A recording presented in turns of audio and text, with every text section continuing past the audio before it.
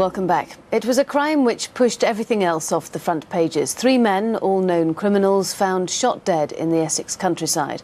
It was a cold-blooded, professional killing. The victims had many enemies, but which one wanted them executed?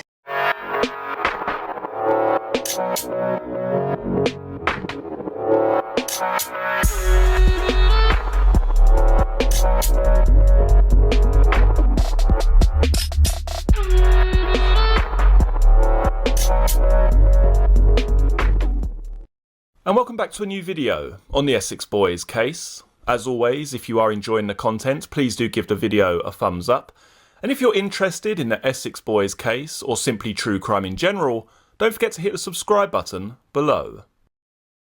3 dealers in the killer drug ecstasy were found shot dead in a bloody gangland execution yesterday. Their evil gang is suspected of selling the drug to tragic Leah Betts, who died after taking a tablet on her 18th birthday.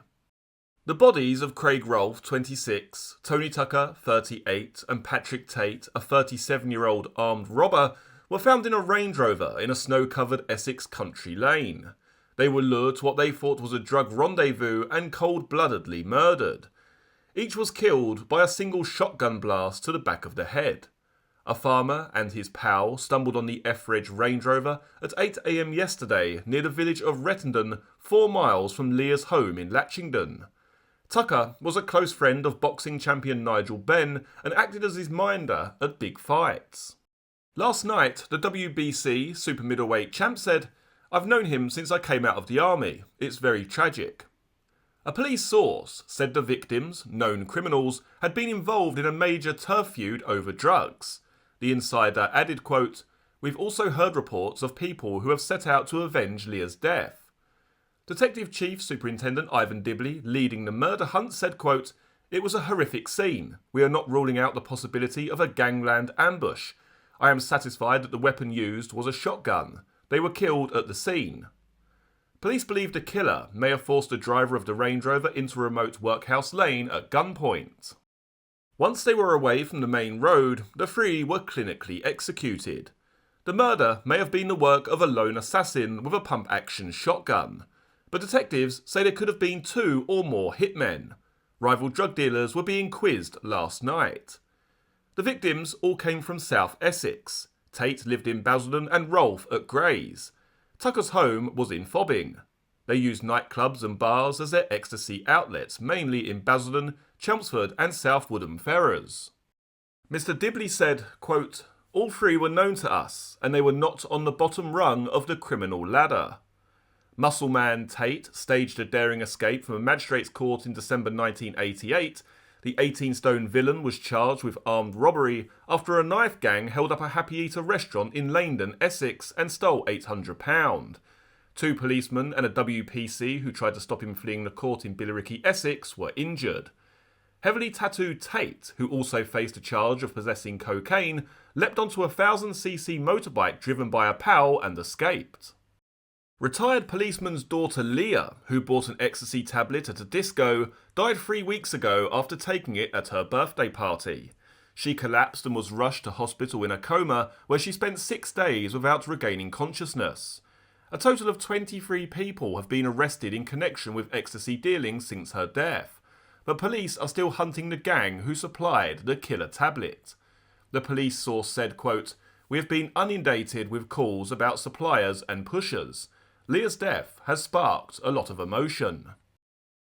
The following newspaper article is from the 8th of December 1995, with the headline, "Horror on Farm Track as 3 men are shot in Range Rover." 3 men found dead in a Range Rover are believed to be drug dealers executed by contract killers, it was revealed last night.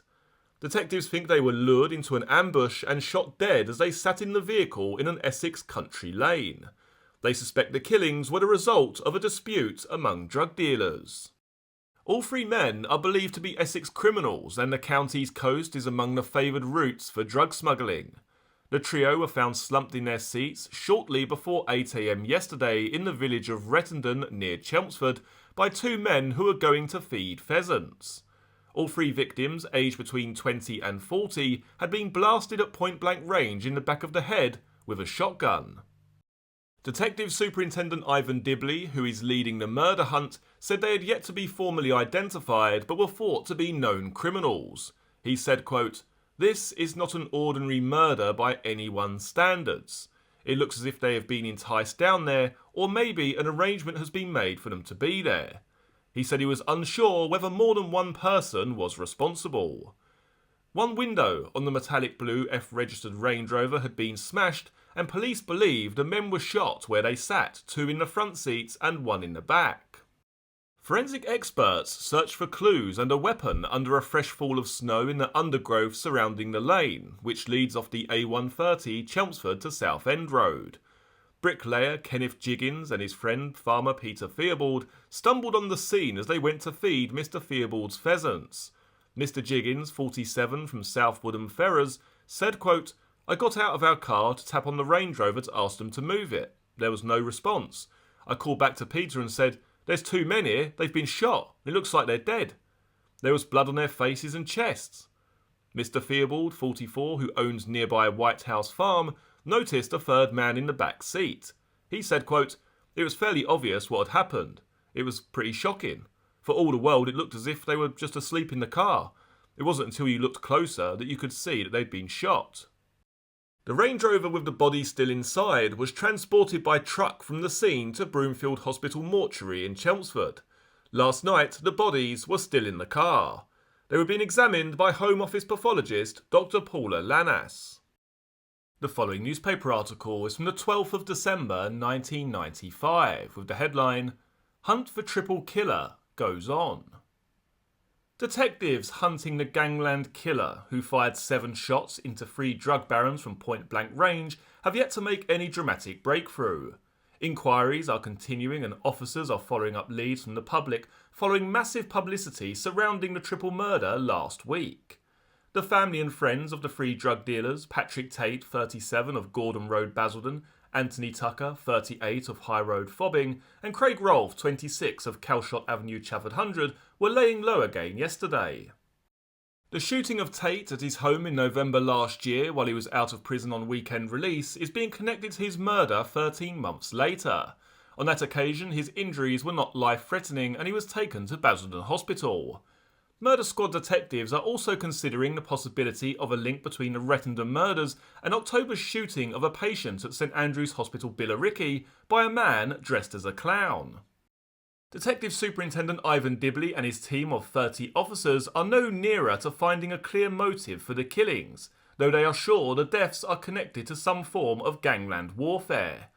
A total of 7 shots were fired through a side window of the metallic blue Range Rover at Workhouse Lane, Rettendon, with a pump-action shotgun.